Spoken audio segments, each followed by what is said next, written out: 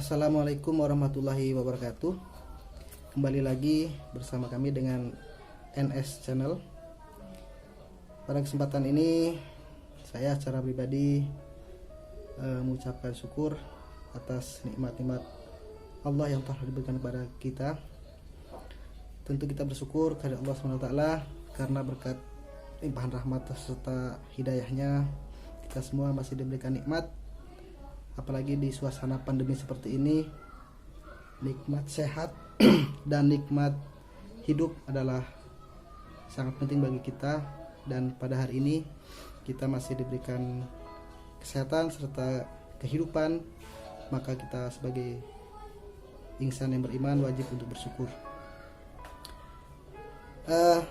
Kemudian kita sebagai warga negara yang baik tentu harus mengikuti segala aturan-aturan yang telah ditentukan oleh agama dan tentu oleh pemerintah kita.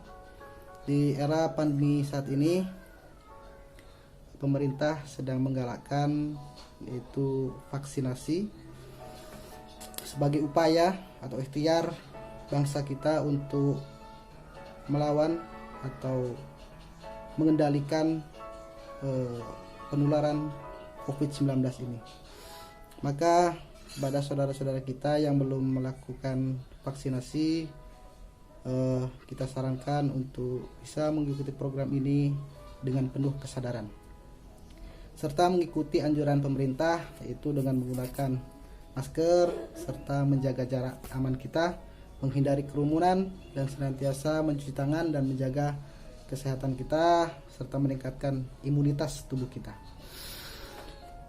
Pada kesempatan kali ini saya ingin mengucapkan berbelasungkawa kepada saudara-saudara kita, orang tua kita mungkin yang telah dipanggil oleh Allah Subhanahu wa taala di suasana pandemi seperti ini. Tentu kita doakan bersama agar almarhumah yang telah mendahului kita semoga diberikan tempat yang layak sesuai dengan amal ibadahnya, serta kepada keluarga-keluarga yang ditinggalkan senantiasa diberikan kesabaran. Beberapa hari yang lalu saya telah mengupload video tentang mengatasi gangguan penciuman. Jadi pada kesempatan kali ini saya ingin menjawab satu pertanyaan, yaitu dari sahabat saya yang berada di provinsi Sumatera Selatan. Ini kawan sekolah saya. Fenomena hilangnya penciuman atau gangguan penciuman itu istilahnya yang lebih lazim di dunia kedokteran, mungkin dunia medis, yaitu anosmia. Jadi ini dirasakan oleh banyak orang dan hampir menyeluruh di seluruh wilayah di Indonesia. Berbagai cara telah dilakukan oleh kita yang merasakan hal-hal tersebut. Nah, pada kesempatan kali ini kemarin sudah saya bagikan beberapa cara untuk terapi, cara memulihkan kembali penciuman dan rasa yang berada di hidung dan mulut kita. Setelah saya upload video tersebut, ada satu pertanyaan yang cukup mendapat perhatian dari saya, yaitu tentang begini pertanyaannya, Mas Nanang, piye carane terapi nganggo minyak kayu putih? Apa cuma satu cara itu atau bisa dengan cara lain? Kira-kira seperti itu. Jadi kalau di bahasa Indonesia secara total, Mas Nanang, apakah terapi dengan menggunakan minyak kayu putih itu hanya bisa dengan cara ditempelkan saja ke lubang hidung kita? Jadi selain cara itu satu, saya juga melakukan terapi. Paling tidak ada 4 cara yang bisa dilakukan oleh kita yang sedang mengalami anosmia tersebut. Jadi yang pertama adalah itu dengan meneteskan minyak kayu putih ini ke tempat yang panas, kemudian bisa menimbulkan aroma khasnya minyak kayu putih, ataupun sebagai aromaterapi di ruangan di tempat tidur kita juga bisa. Itu dicampurkan dengan air yang itu uapnya nanti juga bisa untuk aromaterapi. Itu yang pertama. Yang kedua yaitu dengan memasukkan 5-10 tetes minyak kayu putih ini ke dalam air. Ini juga saya lakukan dalam air yang sudah mendidih dan hangat. Jadi seperti ini. Ini air yang sudah mendidih dan ini masih panas. Kemudian kita pakai tisu, kita teteskan beberapa kali, atau seperti ini, kita masukkan tisu ini ke dalam air yang panas, kemudian kita teteskan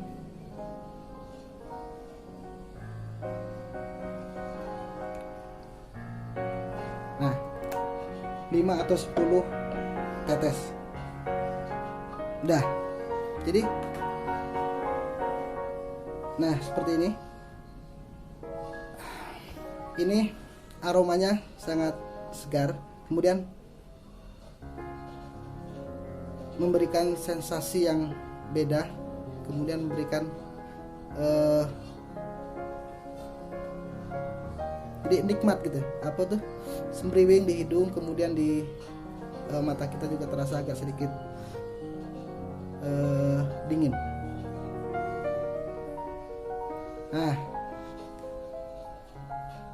Nah jadi seperti itu untuk yang kedua, dengan menggunakan air panas, kemudian dikasih tisu supaya minyak kayu putih ini agak sedikit menempel di tisu dan tidak langsung hilang bersama dengan uap. Nah itu seperti ini. Jadi memang baunya tuh khas minyak kayu putih dan di hidung terasa nyaman. Kemudian yang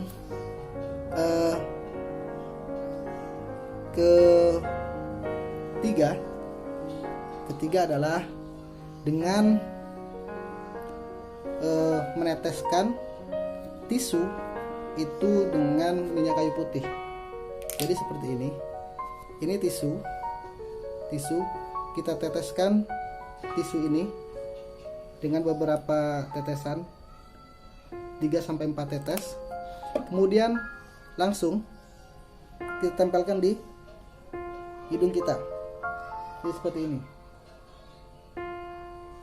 Nah, jadi aroma minyak kayu putih itu langsung tidak ada yang terbuang, jadi langsung kita hirup.